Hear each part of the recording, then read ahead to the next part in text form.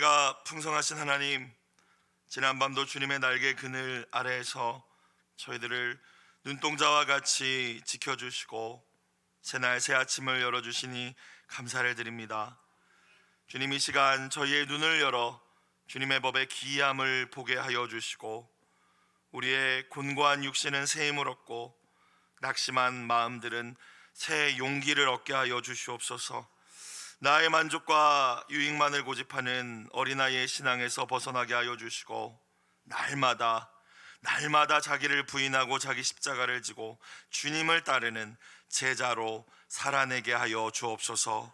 만세 반석이 되시는 우리 주 예수님의 이름으로 기도드리옵나이다. 아멘. 하나님 말씀 구약 에스라 8장 1절부터 20절까지 말씀입니다.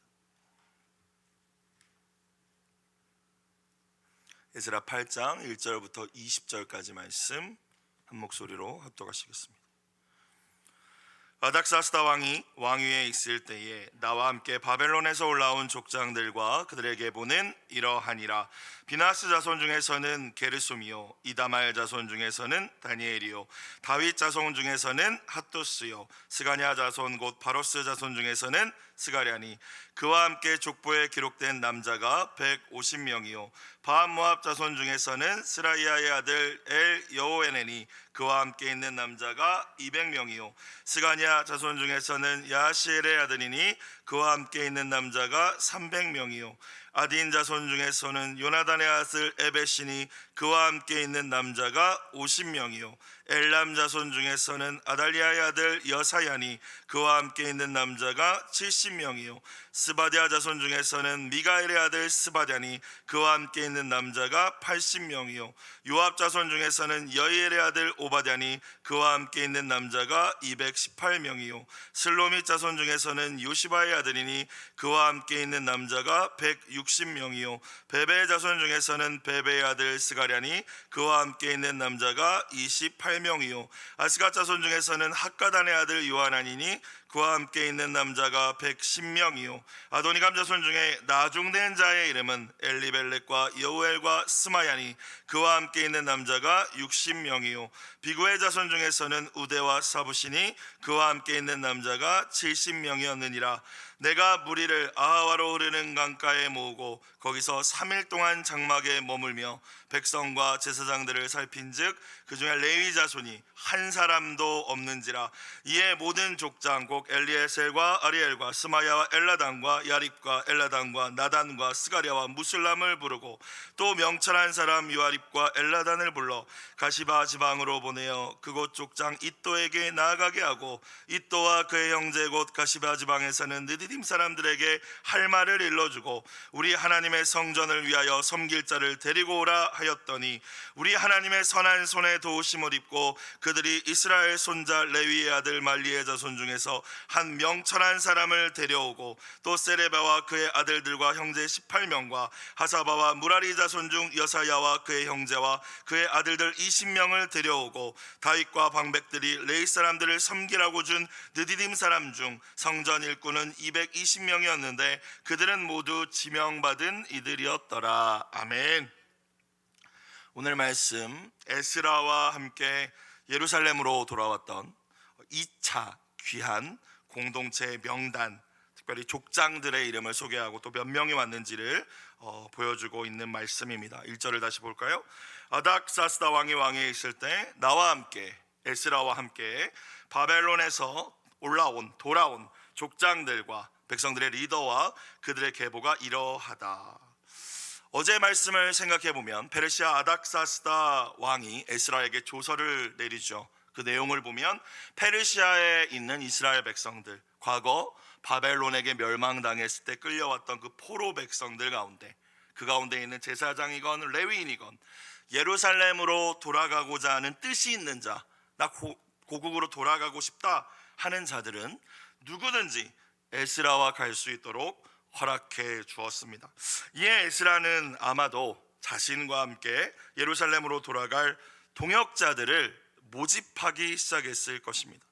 그런데 생각해 보면 이 말씀의 배경이 1차 포로 귀환 이후에 이미 80년이 지나간 시점이었고, 다시 지은 성전, 그 성전이 완공된 기준으로만 봐도 50년이 지난 상황이었기 때문에 끌려왔던 사람들은 다 죽었겠죠. 그러니까 페르시아 제국 내에서 태어난 이들, 바벨론 포로 기간 가운데 태어난 이들이 대부분 살고 있었습니다. 거의 다였습니다. 그러니까 이들은 예루살렘에 가본 적도 없는 사람들이었다라는 겁니다. 아버지의 나라, 할아버지의 고국이지 나의 예루살렘은 아니었다라는 것이죠. 거기다가 아닥사스다가 지금 통치하고 있는데, 우리가 에스더서를 보면은 에스더서의 배경이 되는 것이 페르시아 아하수에로 왕 통치 시기입니다. 그런데 아닥사스다가 이 아하수에로 뒤에 나오는 왕이거든요. 에스더서를 보면 마지막 부분에 이 유대인들의 그 지위가 엄청나게 상승하지 않습니까?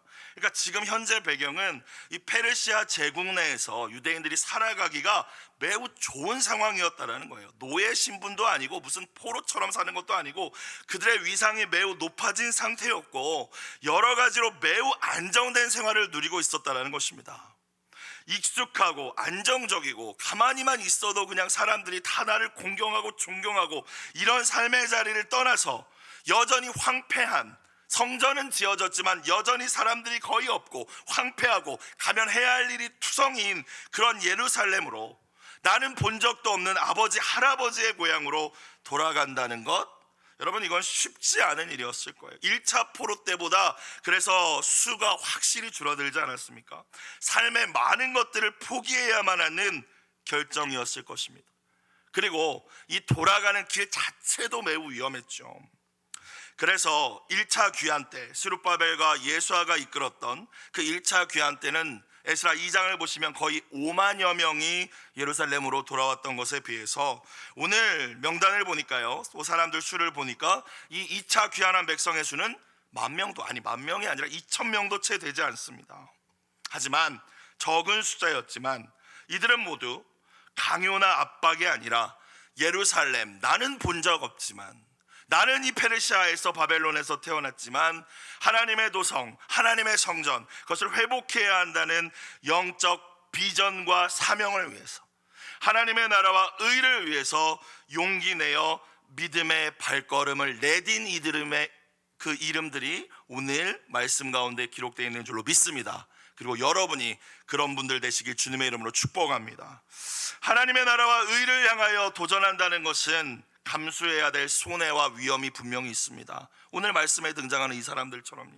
그러나 하나님께서 반드시 허락하실 큰 기쁨과 영광을 믿음의 눈으로 바라볼 줄 안다면 기꺼이 당장 내가 감당해야 될 손해는 감당해낼 수 있는 용기와 믿음을 주님은 반드시 우리 가운데 부어주실 줄로 믿습니다. 믿음의 결단 가운데 부어주시는 것이죠.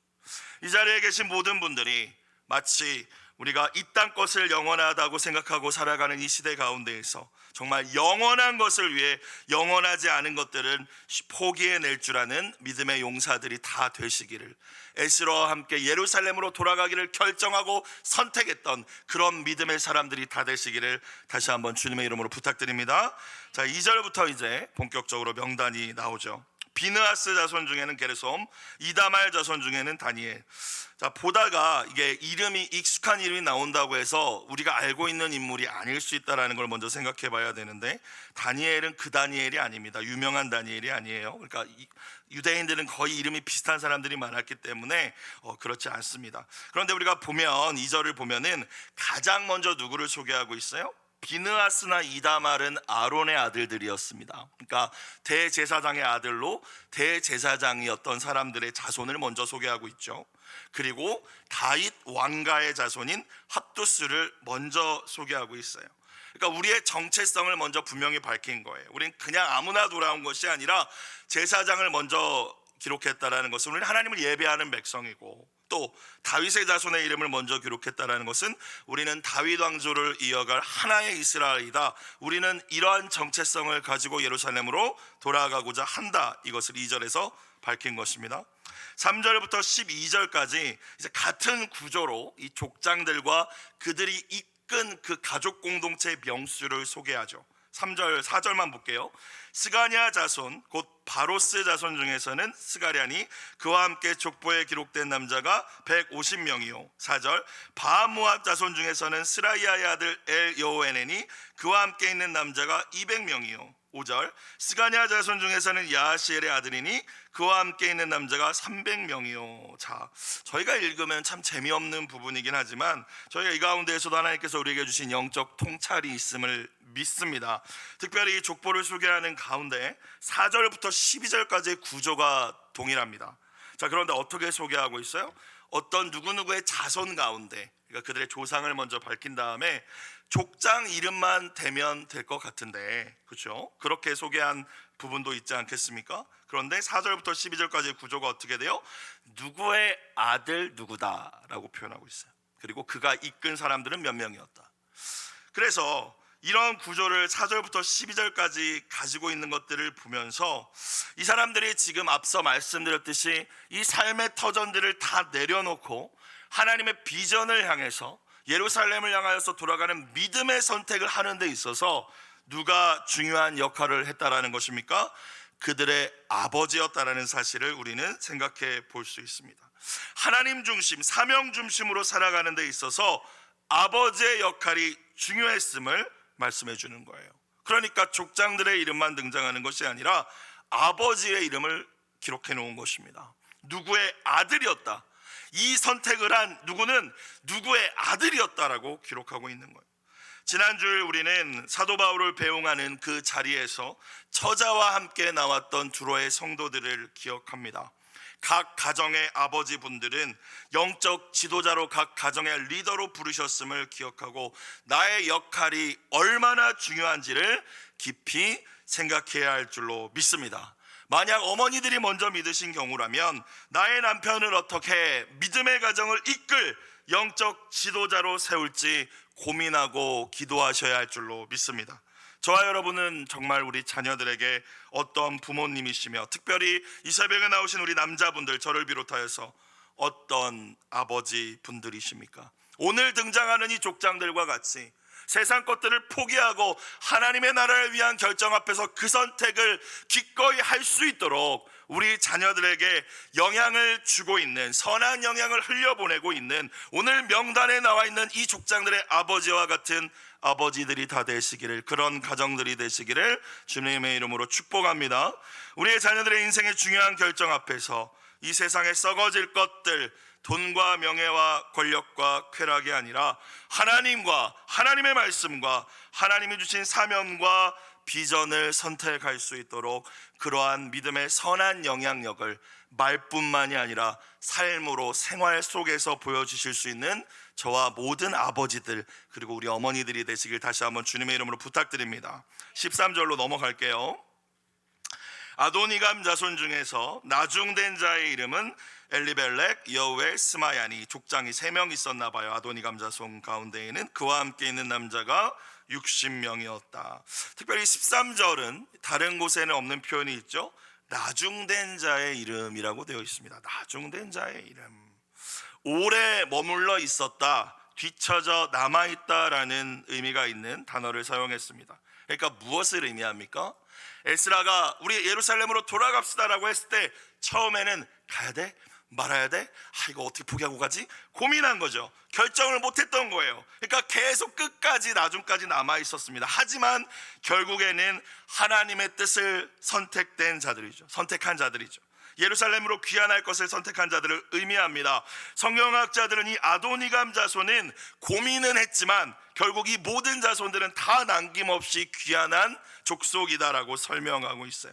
사랑하는 여러분, 하나님의 뜻임을 알면서도 계속 머물고 미루고 그러고 있는 우리의 삶과 신앙의 영역이 혹시 있지는 않으십니까? 이 선택의 시간이 다 지나가 버리기 전에 용기 내어서, 나중되었더라도 용기 내어서 하나님이 기뻐하시는 그 믿음의 결정을 오늘 하실 수 있기를 주님의 이름으로 축복합니다. 영광스러운 믿음의 명단에 조금만 더 늦었으면 이 사람들은 없는 거잖아요. 그런데 나중됐지만, 오래 고민했지만, 처음에 확 결정하지 못했지만 결국은 하나님의 뜻을 선택했습니다. 이 은혜가 함께 하시길 주의 이름으로 축복합니다.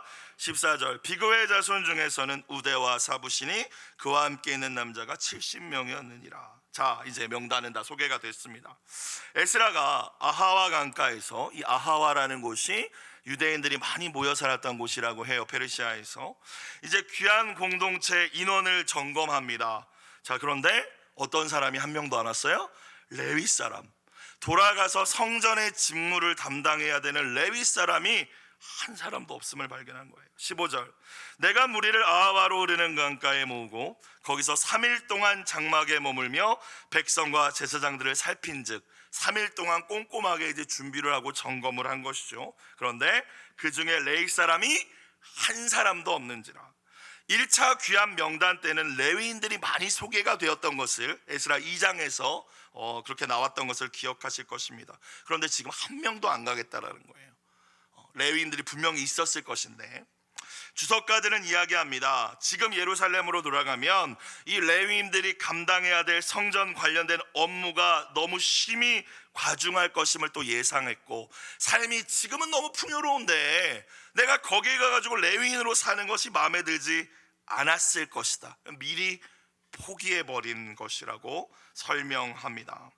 에스라는 그럼 우리끼리 가자라고 할 수도 있는데 그렇게 하지 않죠. 왜냐하면 하나님의 성전과 예배를 위해서 하나님의 말씀대로 이것을 회복해 나가는 데 있어서 레위인의 역할이 얼마나 중요하다는 것을 알고 있었기 때문에 오늘 모습을 보면 불평하지 않습니다. 이 레위인, 이 사람들은 진짜 사명도 없고 그러니까 시쳇말로 하면 요즘 신학생들은 사명도 없고 이렇게 불평하지 않았다는 거예요.